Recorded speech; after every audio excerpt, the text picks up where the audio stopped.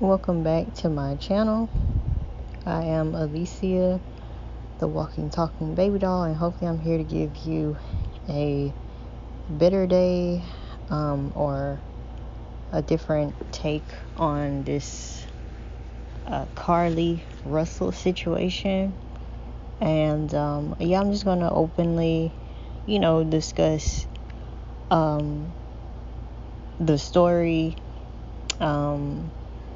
what I think about it, and I guess what we can learn from this situation, or better yet, like what we should do or be doing right now in the midst of this situation. Because in all honesty, I'm gonna give commentary on it, but towards the end, yeah, you'll see how I guess I feel about the multiple aspects of this story.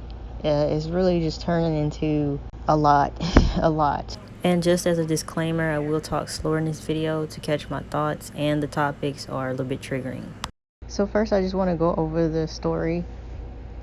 A girl named Carlethia, nicknamed Carlee Nicole Russell, she lives in Alabama, Hoover, Alabama, and this whole thing started by a call to 911 that there was, she called and said she saw a toddler, not too much description on that, but she saw a toddler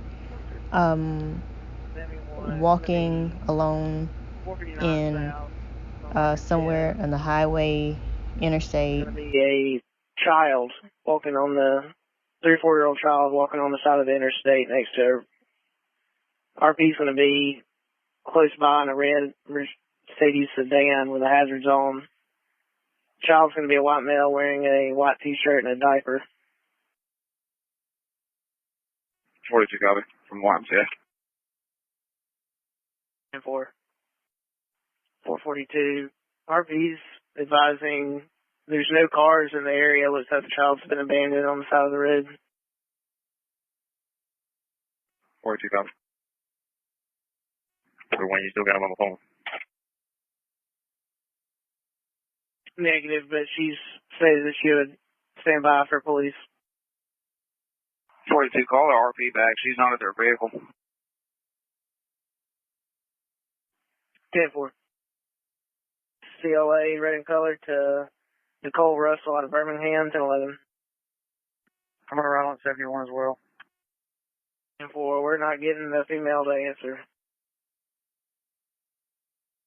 42, I copy. 10-4, that's the RP.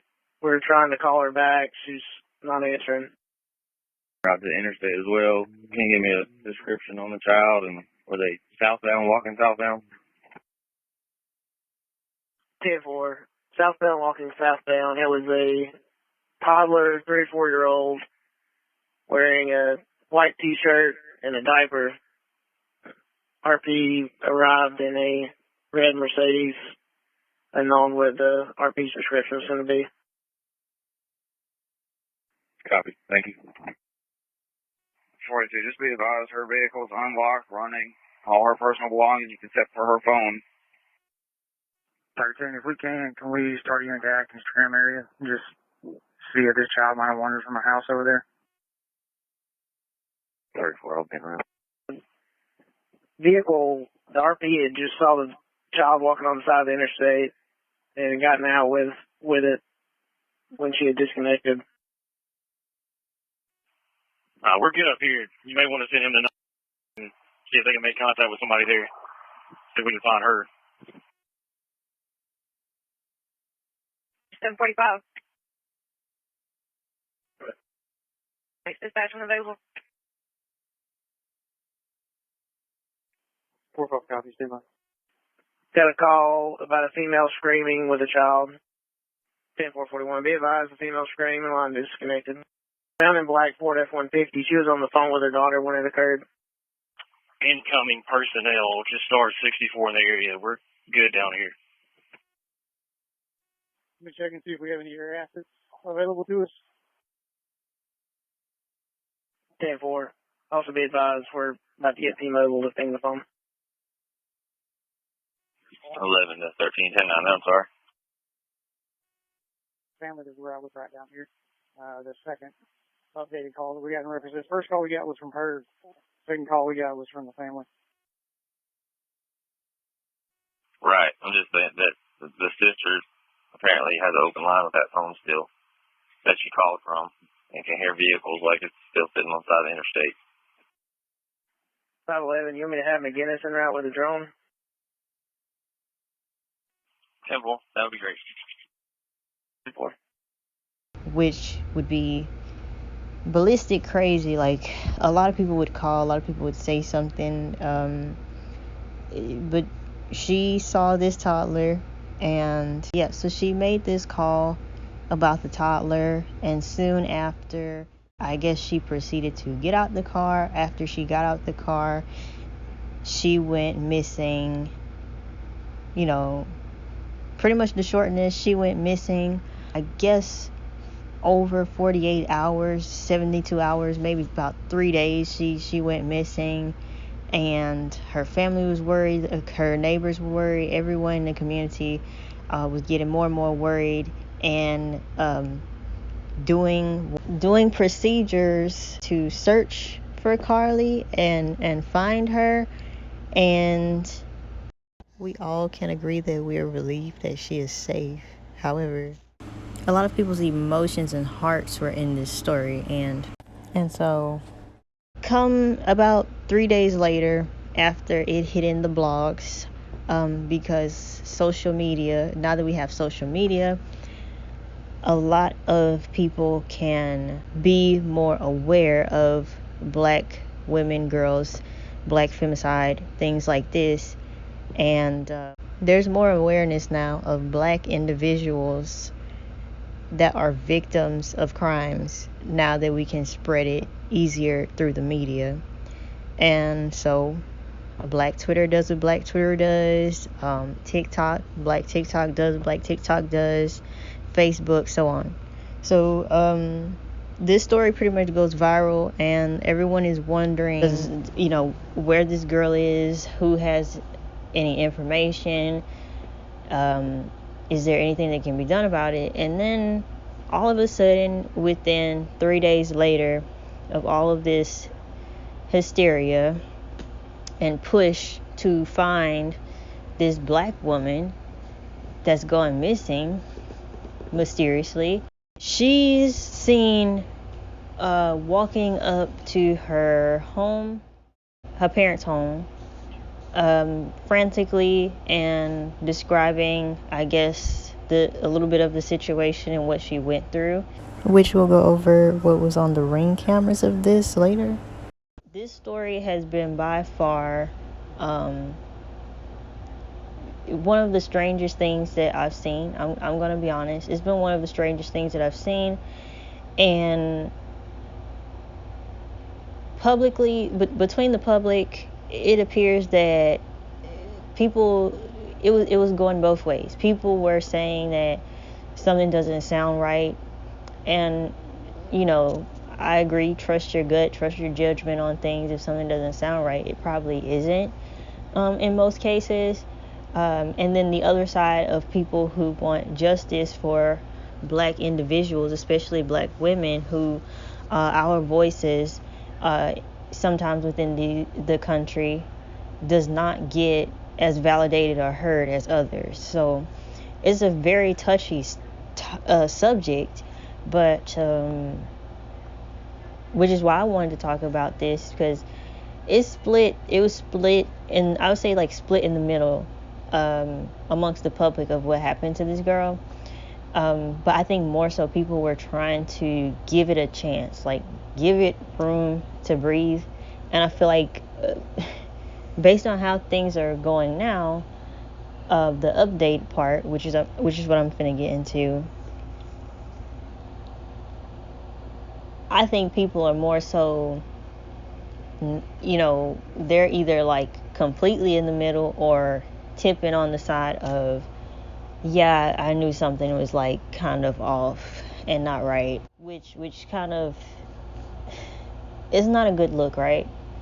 So the update of this story and everything, I may insert some clips, but I'm not gonna lie to y'all, I'm nervous about YouTube saying that my content isn't original, because I don't know if I have to have my face in the video. I don't know if I have to talk. It's impossible for me to talk while I insert a clip of someone else talking, but kind of walking on eggshells with this. But I decided to talk about this because I really wanted to, and I don't want to be walking on eggshells just to be able to enjoy a hobby of mine. So now her parents are saying they will not be bullied into letting out more information, and if they have legal advisory, it's best that they probably don't. But interesting words, they won't be bullied into letting out more information. So I was watching Dr. Todd Grande, his interpretation on it a little bit, and I've watched many people. I've watched Storm, no, not Storm, what am I talking about? I've watched Gossip Girl, so I've watched like Gossip Girl XOXO. I seen the update on Real Talk with Yanni. I'm not sure if Cynthia G talked about it. Just certain other black creators that I've watched, but I have also watched Dr. Todd Grande, because I don't know, I just felt like watching the video, and he found it strange that the parents also used verbiage. Well, her mom said she had to, I mean, it might be something that I'm reading into, but I think when more than one person feels off about, I don't know, certain verbiage or phrasing, it might be something there. But I found it odd that in the video with her mom talking to the interviewer, there were moments where she had to physically fight and mentally fight. I don't know, it was something about the verbiage, but maybe that's just how the lady chose to say that. But it just, something just felt, there's a lot of like holes in the story, and there's a lot of like things that we don't really know, and they're gonna unravel. And I'll probably do another video on this, to be honest, because it kind of seems like it's just gonna be one of those things where time will tell, right? But the in his video, he also thought that was like, just, it didn't sound right. And I'm really curious. What I've been curious about for the last couple of days is, when she got home, what did she tell her parents? What I don't know. Then for her to be dropped off down the street from her house and all these things, and right now I'm just gonna put in some clips of different people's perspectives and how they took it, and yeah. This book right here? At the Dark End of the Street, Black Women, Grape, and Resistance. A New History of the Civil Rights Movement from Rosa Parks to the Rise of Black Power by Danielle L. McGuire. This book. It starts off by telling the story of Reese Taylor. She was walking home from church. She is abducted by several white men, violated, and then released to walk home. Her father and the sheriff find her as she's stumbling home. That book is filled with examples of Black women being abducted by white men, violated, or worse in the 1950s and 60s. And because of the research that I do, I know it goes back further than the 50s and 60s. And I know it didn't stop. They weren't just being abducted as they walked home from church or from work or from visiting family. The ruses were elaborate. There was a white woman, a wife, who told a black teenage girl that she had a present for her because it was her birthday.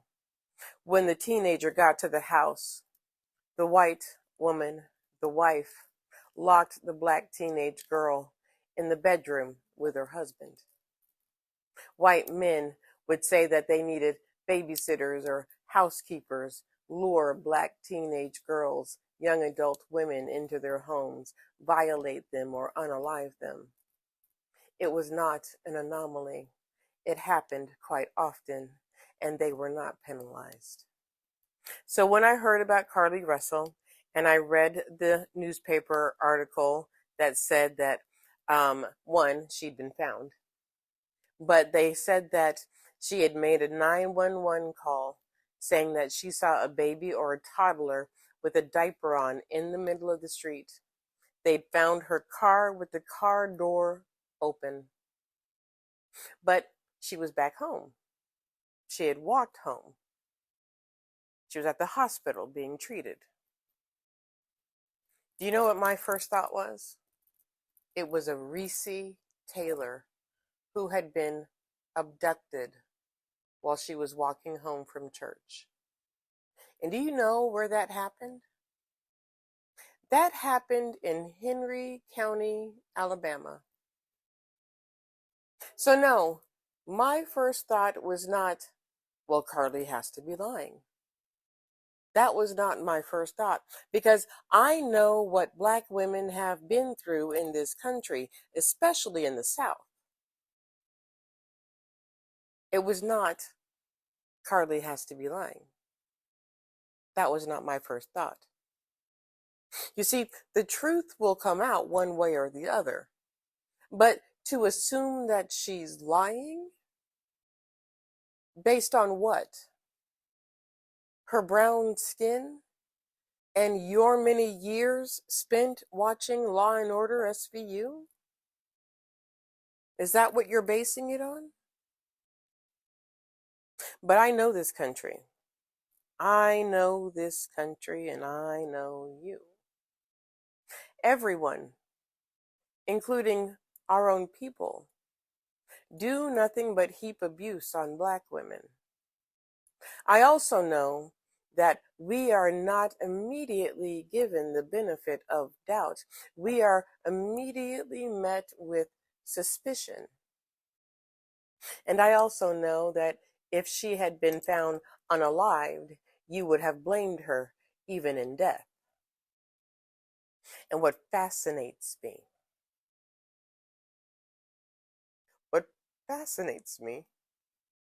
is that it's not enough for you that a Black woman made it home alive. It's not enough for you that she made it home safe. Because we can't have happy endings. No. So I'm going to suggest to you that you take out hashtag protect Black women. I'm going to suggest to you that you stop using that, because it's become quite obvious that you don't mean that. So the update I never wanted to truly have to report on. So we've all been talking about the Carlee Russel case. This is her Instagram, Carlee.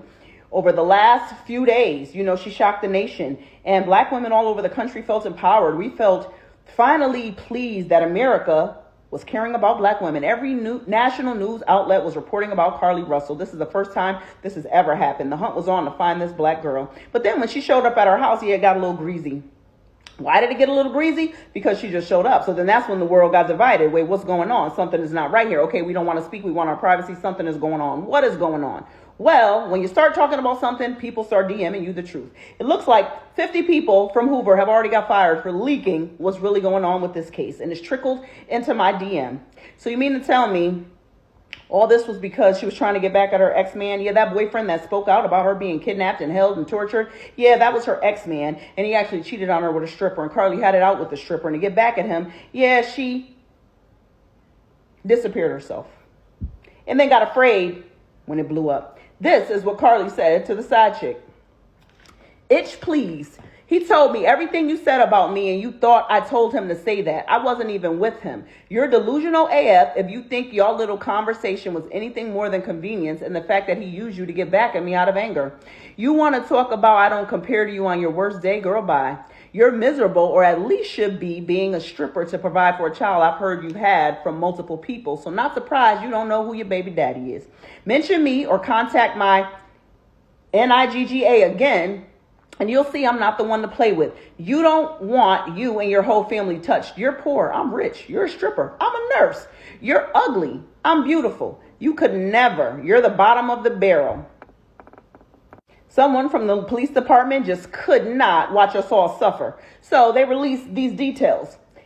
Here's the update. She's sticking to the story that she was abducted. She says she was lured into the woods by some people who live in the woods, described as a person with orange hair, balding on top, tied her up and drove her around and put her in an 18-wheeler and fed her cheeses for 2 days, and they painted her nails. They kept her on 150 somewhere, and somehow she managed to get away and run through the woods to her neighborhood until she got into her house and then goes into the hospital. Hoover got some Ring doorbell footage from her neighborhood, and it just shows her walking casually until she gets close to her house, and then she starts sprinting and flailing arms and acting a fool. She got caught stealing from work that day, failed out of nursing school, and has been on drugs. She had her friend behind her, and that's who picked her up. She was with her friend all weekend. The police knew she was safe because she unblocked her ex while she was quote-unquote abducted. She planned to disappear and realized it wasn't going to work. When I made my video, I was still trying to give her the benefit of the doubt that something could have happened to her that we just didn't understand. But now I'm moving along. I got to give y'all an update about how I really feel. I don't care if you zoom in, zoom out, put your left foot in, put your left foot out. Wasn't no toddler on that video. And there was only one phone call that was made that said that somebody seen the toddler, and that was from Carlee. Y'all make it make sense to me how everybody else driving on that freeway didn't see no baby and no pull-up and no t-shirt. She lied. Second of all, I just don't know that if somebody getting kidnapped, all within the 5 minutes of the police department getting to the scene, her wig, her iPhone, and her Apple Watch all in the passenger seat. Wouldn't that be somewhere? Somebody trying to snatch you somewhere. Ain't they pulling you by your head, your cell phone, get on the ground because you said you was talking to the girlfriend? So how did the phone just automatically get back in the car? That was a very quick kidnapper if he had time to do that in 5 minutes. I just don't know unless you help them, but...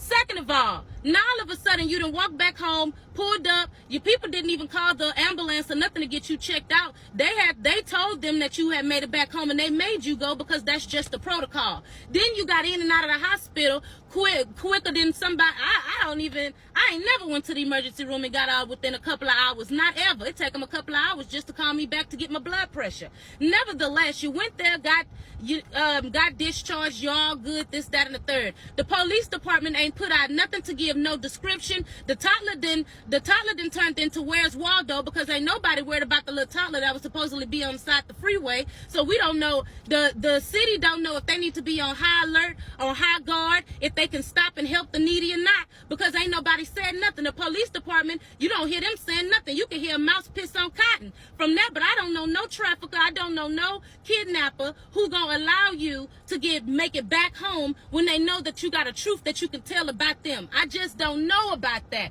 I really, really, really don't know about that. I know that there was a red roof call and you talked to the people in your family, but when the popo got there, you wasn't there no more. If you just needed a break, say that. If you needed a little attention, just say that. But to have the whole world up in arms about where you at and what you doing when it wasn't none of our business in the first place and you just lying, I ain't got time for it, Carlee. I ain't got time for it. And if they find out that this was a lie, if all of this stuff come back that you lied to the whole world and had everybody worried about you, guess what? They better come harder on you than Justice Smollett because you done lied on a toddler. That baby ain't do nothing for you to lie. What did that baby do for you? What did that toddler do for you to just say that you seen it walking on the freeway? Nothing. You just lied when the truth to do. So I don't know if you Carlee Smollett. I don't know if you Jesse Smollett apprentice. I don't know what you got going on, but you need to make it make sense. And your family asking for privacy, because they didn't want privacy when you was lost. So this Carlee Russell story, turns out that this is a real life soap opera. So before I get started, I want to make it clear that I do center women, but I also am a woman of integrity. This woman says, y'all with these talking points that don't fit the facts of the video are doing the cause detriment. Happy that she made it home and logical to the facts. Now I just want to give like some final thoughts and my thoughts about it from where we're at today. I feel as if my thing with this story is this, and I'm going to say it clearly. Clear as day. When I look at the media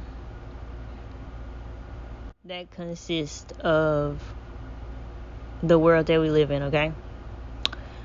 So whether you're black or white, really, or anything in between, the media seems to portray a lot of mess, a lot of drama, a lot of negativity. I'm seeing some people some YouTubers are saying like, I have to take a break from this type of content. This is these topics, these triggering topics and things are just, it puts you in a mental state that you rather not go to. And I highly suggest that if this is something that you're watching during your day and you're just like, oh my God, the world is so, like I can't watch no more of this type of content, let this be the last bit of that content that you watch for like at least a few days, a week. Watch other things in other genres and stuff like that appease to you, because if you stay focused on a lot of these problems within the world, it's very heavy, right? I see a lot of that in our media.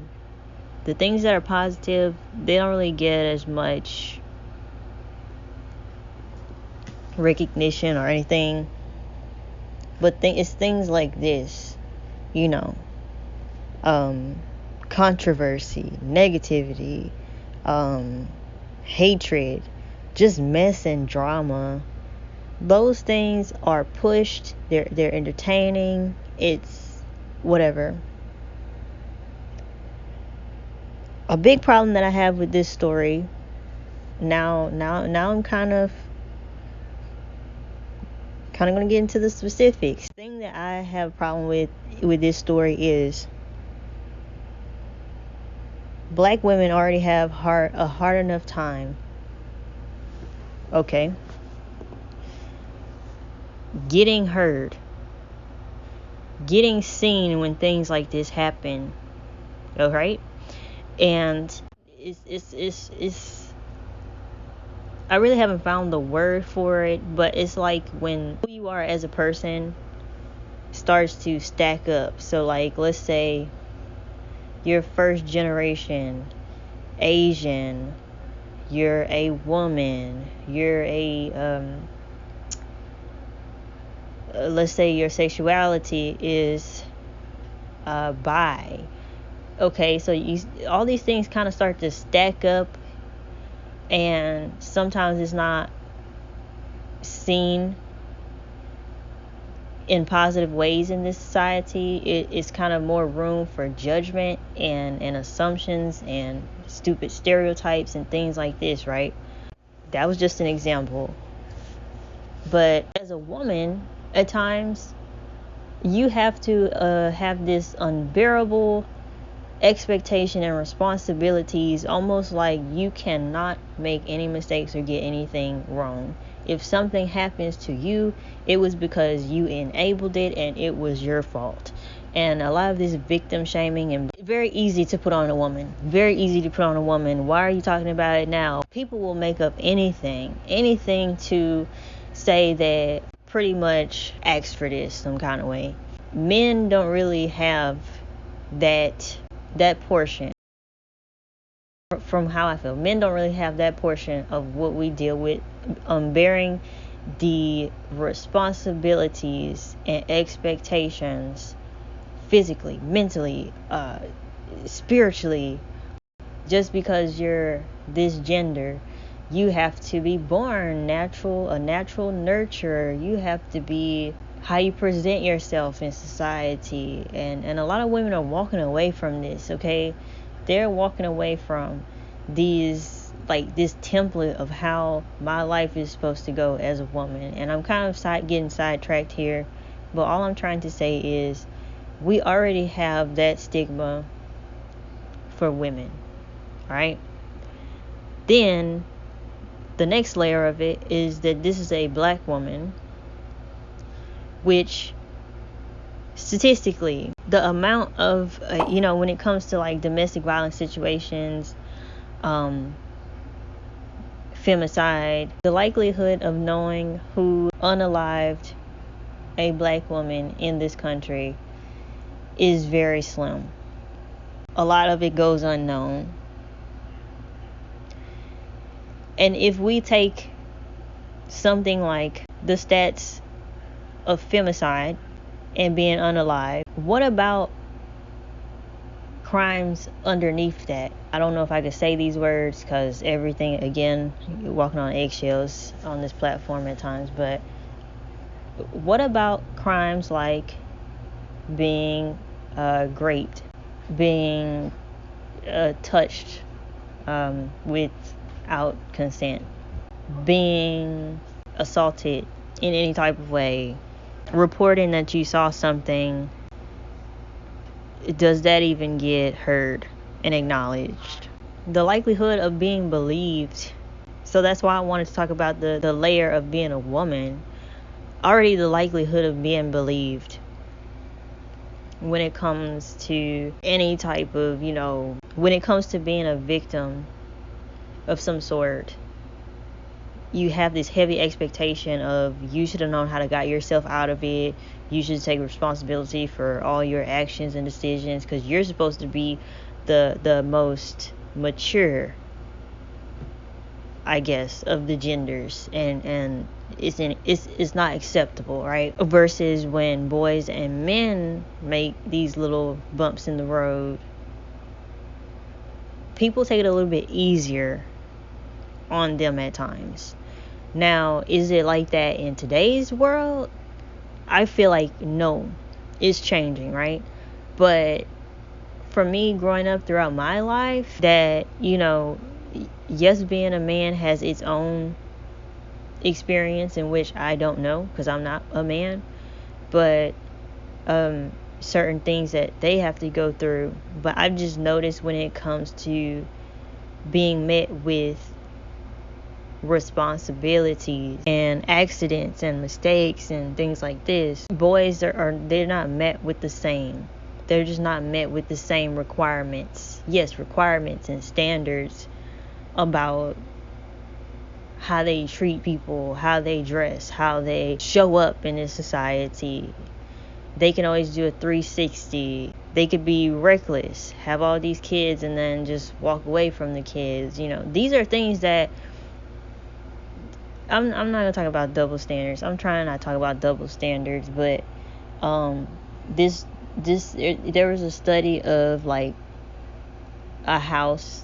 They let these children stay in a house, right? And it was some boys and it was some girls, and I think they gave them like a little bit of guidance about a week going into this experiment, and then the actual experiment started. The boys were in their house and the girls were in their house. And based on how we socialize girls to have these standards and all these responsibilities and expectations, or, you're just not a suitable woman or girl, I guess, to be respected or anything in this society. If you look at the experiment, you could see that those girls, they already understood that pressure. They already understood the things that make up at least domestic values and trying to make a house a home, which they're a little bit too young, they're children, to really be knowing these things already. But this is what we do to our girls. And the boys, their house was just reckless. Like, reckless. They didn't know how to do, they didn't do chores like that. They probably didn't even know how to do dishes, to be honest. And that's just what I'm showing with that. I'm gonna leave that with that, because that experiment within itself, to me, confirms that the socialization of men and women are freaking completely different and unequal. Both individuals have to grow up in their life, and how relationship dynamics and all these things start to play a part when you have a boy that turns into a man, and he doesn't have the heavy weight of responsibilities, emotional intelligence, learning how to do domestic work in a household even. He's not met with those things, because at some point in his life he's going to live alone and still have to be met with those things. And there's other things that we could talk about as being a woman, such as like just trying to get gas at a gas station and not be heckled and catcalled. And you know, in some cases, people who have been and rejected someone, no matter how polite they are about it or how aggressive they are about it, because you could be a frustrated human being and just got off of work and someone's in your face and you're just like, man, like, get the you know, you can, and still get murked. The situation with Carlee Russel is that when we need our voices heard and we have situations that pop up like Shanquella, Brianna, the last thing we need would be our version of a Jussie Smollett. And now I want to, something that I thought about that also Dr. Todd Grande spoke about in his video, is what if this girl is going through something similar to psychosis, hallucinations, and maybe bipolar that hasn't been diagnosed, and will take some time actually, because a lot of people with their first incident of going through a bipolar episode, they don't always know what they're going through. I remember I was watching not too long ago I think it was like a crime show on TV not too long ago, and this woman, her brother was searching for her, didn't know what happened, and she just checked into a hotel. That's the last time they saw her on camera. She checked to a hotel. She wasn't going to work, she wasn't answering the phone. They ended up finding her and she was okay, but I don't think she was taking her medicine. Keep in mind, the lady was very put together. She had multiple degrees. She was a professor, I think. So just because somebody looks a certain way doesn't mean it's going a certain way. These cases, we really don't know, so we can't just assume. And even though in this video I don't have a finite answer, I don't have a finite conclusion on it, maybe that'll be in another video. It might even take up until December for us to know what happened really with this girl, or I don't know. I can't say for sure. But one thing that I can say is it's not looking good. It is not looking good. And from what I've seen in my community, it's either this like, I knew something was off, this does not look good for us either, and also this feeling of like we need to add more mess and more drama and more which is drawing more attention to it, right? We need to add more, pretty much just like how Storm Monroe said, like she is probably going to get dragged. especially if this is like a Jussie Smollett situation. They are ready to drag. For all the people who put the time and the effort into helping this family, it's disrespectful and didn't they sad. say that they had like people who made donations and they gave all the donations back? Things that are surfacing and coming out as of last night, I'll probably put here somewhere, if not in the middle of the video. The things that are coming out about what happened before this, which to me is neither here or there, can have something to do with it, cannot have something to do with it. And who are these people who have this information? Because anybody would do anything nowadays to be the first to report, be the first to get the tea on the situation, and my page blows up, and I don't know, like my viral moment off of someone else's situation or strange, mysterious situation as this is turning out to be. And that I guess that's all I have to say about it as of right now. I'm gonna edit this video, post it up. No, not all of my content is like this. I want my content to be very like fluid and attract different types of people, because I'm not a monolith. I'm a very multi-dimensional being, and I want to start my YouTube journey off like that. And I want people to have conversations, intellectual conversations and stimulating conversations about things that I've learned, which is why if you look in my bio, it says lifestyle, some wisdom that I've learned, things like that, not just the surface level of things. And I recommend anybody be like that, especially doing YouTube. The makeup thing, that's cute, that's fun. Fashion, style, that's cute, that's fun. But I want to be more than that. I want to enjoy this.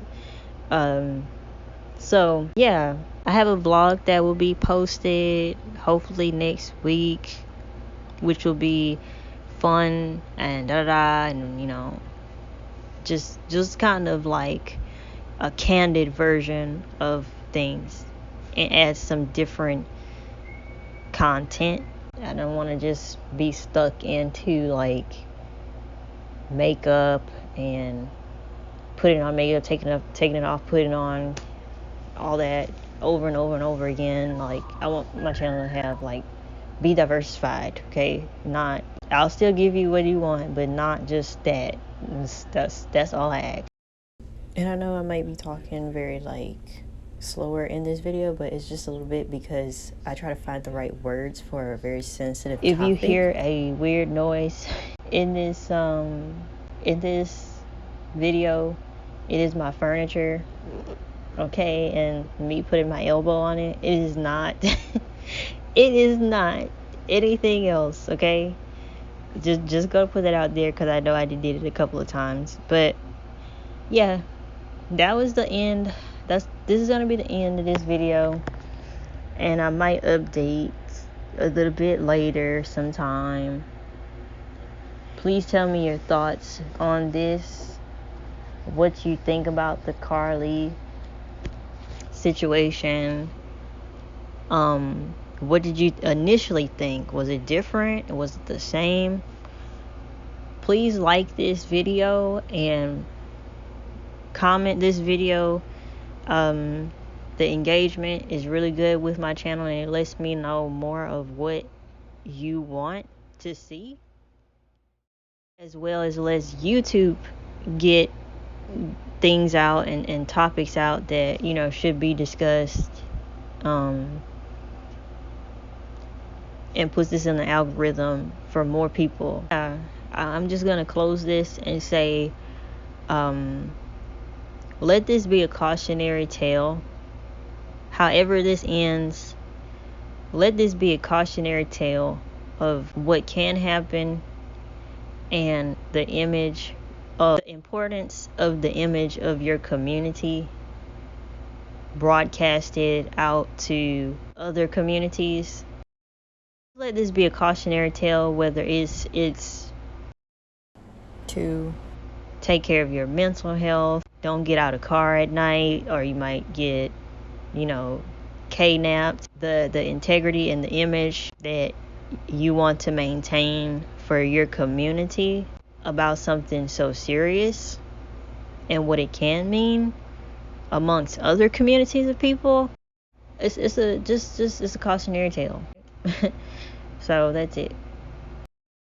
Supposedly, as of today, headlines are saying that there is no evidence of a toddler. Like, listen to this. Detectives continue to analyze and made her get undressed. She believes they took pictures of her, but she does not remember them having any physical or sexual contact.